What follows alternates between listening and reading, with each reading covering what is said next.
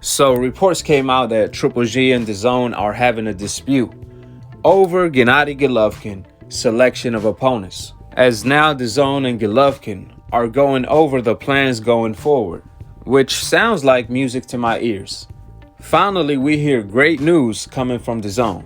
I mean, regardless of the agenda any network has, at the end of the day, or at least the night, the main goal should be the same, which is make money. But the way DAZN was moving at first, they were giving out free money.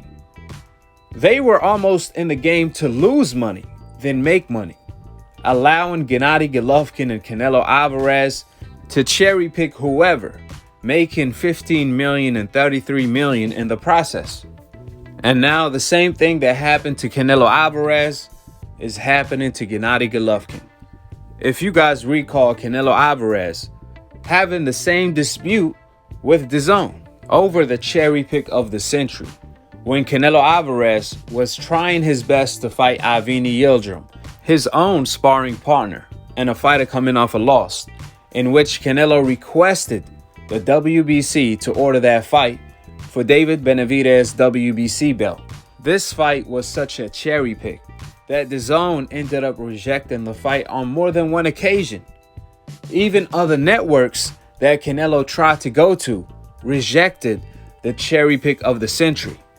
After all, Canelo Alvarez ended up losing his own contract of $365 million for 10 fights on DAZN, thanks to him cherry picking. And now he's making less money as we speak due to his cherry picking habits. In fact, Canelo Alvarez last fight, he made $15 million guaranteed fighting Billy Joe Saunders. Back when he was still with DAZN exclusively, he was making a guarantee $33 million a fight. See, this has all started with Canelo Alvarez rejecting all of the premier fights DAZN was offering him and only wanted to fight European fighters. After all, Canelo Alvarez is the European assassin for a reason. Therefore, it wasn't just Canelo Alvarez cherry-picking Avni Yildirim that caused him to lose his contract with DAZN. In fact, it was all of the above. It was Canelo Alvarez turning down $40 million guaranteed, his highest purse to this day, in order to avoid a Demetrius Andrade fight for undisputed. The same thing he trying to accomplish today at 168. A goal that he set out for himself at 160 at one point. It was also giving up his belt to Jermall Charlo, surrendering the pride of Mexico, his belt, which pretty much meant waving the white flag.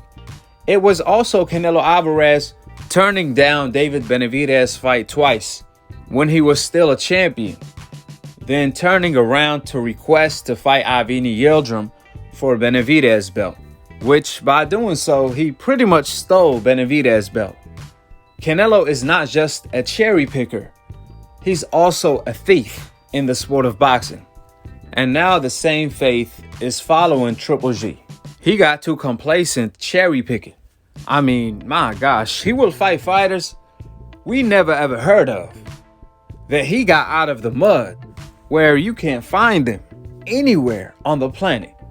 And to make matter worse, DAZN will give Triple G $15 million for these cherry picks. After all, Triple G has a $100 million contract with DAZN, but he won't fight anybody unless it's a cherry for the picking. Just peep the stats. The last guy he fought had 5 knockouts on his record. Another fun fact, every time Triple G stepped up in competition, he lost. When he fought Daniel Jacob, he really lost. When he fought Canelo Alvarez, he lost. When he fought Deryachenko, he clearly lost. In fact, he didn't just lose, he got beat up. But you all could thank the judges for the robbery decision. Furthermore, if you look back, it's a darn shame that DAZN actually had the best middleweights at one point outside of Jermall Charlo, and none of the top middleweights fought each other. That's equivalence of PBC having the best welterweights and none of them fought each other. Can you imagine that if Errol Spence never fought Sean Porter, Danny Garcia, if Keith Thurman never fought Sean Porter and Danny Garcia, so on and so forth? That would have been a disaster for us boxing fans, which that's exactly what it is for DAZN, a disaster. DAZN actually had their own version of Errol Spence, Demetrius Andrade, and they let him go to waste by not forcing Canelo and Triple G to fight him. Canelo Alvarez turned down $40 million for Undisputed to avoid Andrade.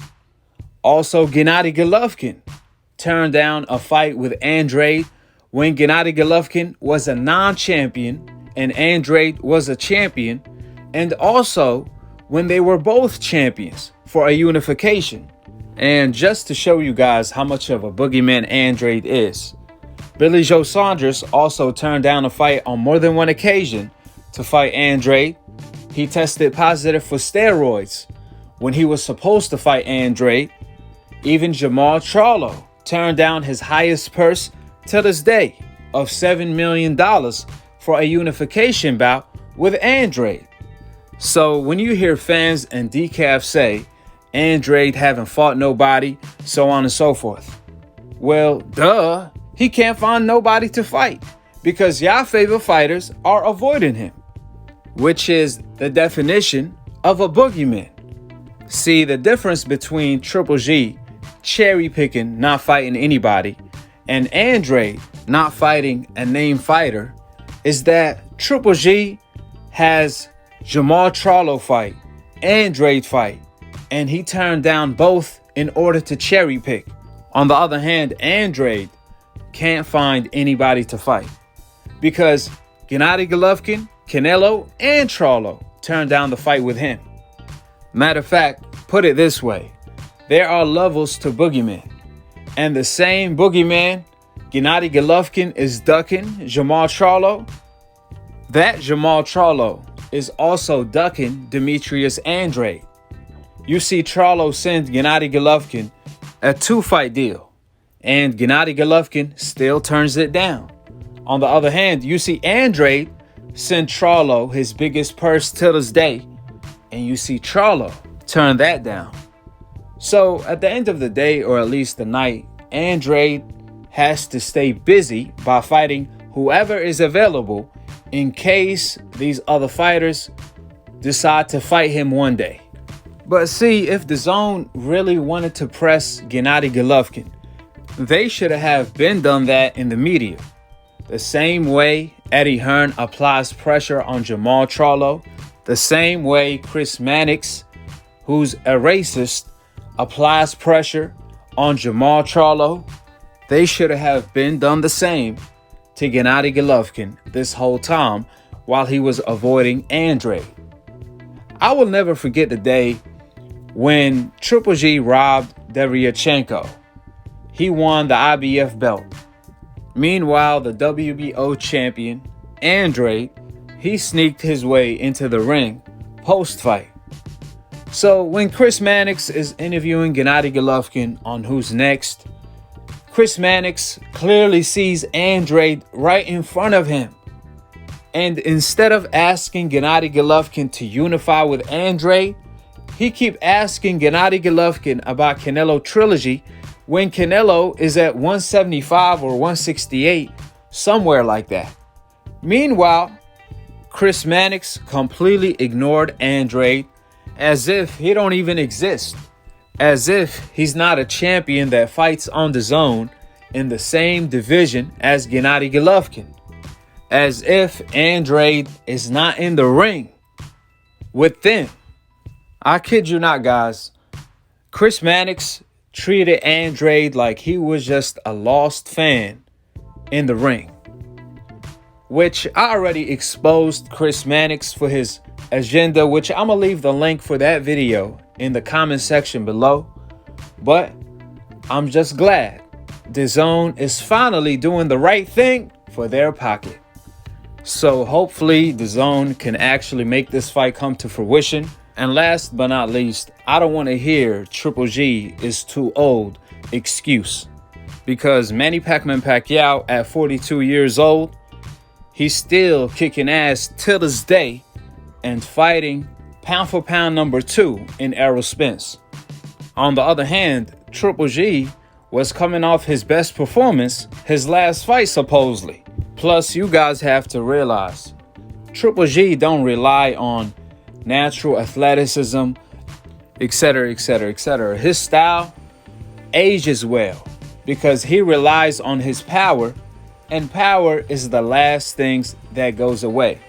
With the facts being stated, drop your thoughts in the comment section below, subscribe below, and click on the notification bell to be continued on the next episode of Akhi, TV.